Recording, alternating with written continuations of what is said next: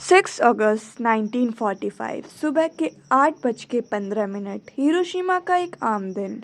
लोग अपने काम पे जा रहे हैं, बच्चे स्कूल के लिए तैयार हो रहे हैं और फिर एक पल में सब कुछ खत्म हो जाता है। बियॉन्ड बुक्स विद सिमरन में आपका स्वागत है।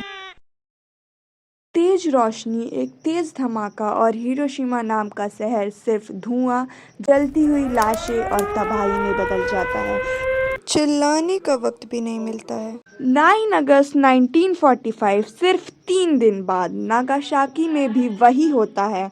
एक न्यूक्लियर बॉम्ब और एक पूरा शहर मिट्टी में मिल गया।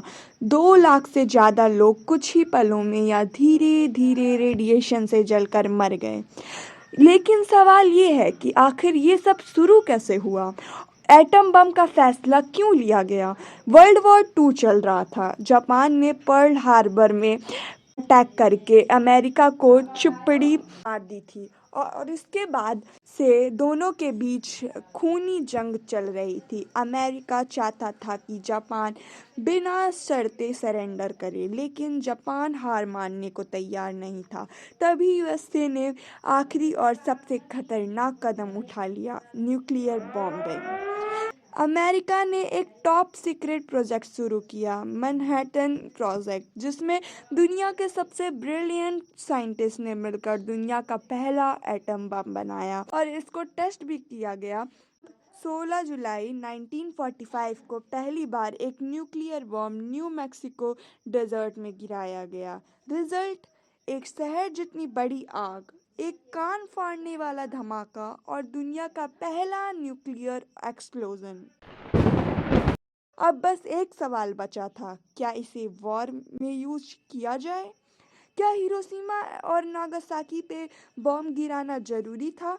अमेरिका का कहना था कि अगर बॉम्ब नहीं गिराया जाता तो वर्ल्ड वॉर 2 और लंबे समय तक चलता।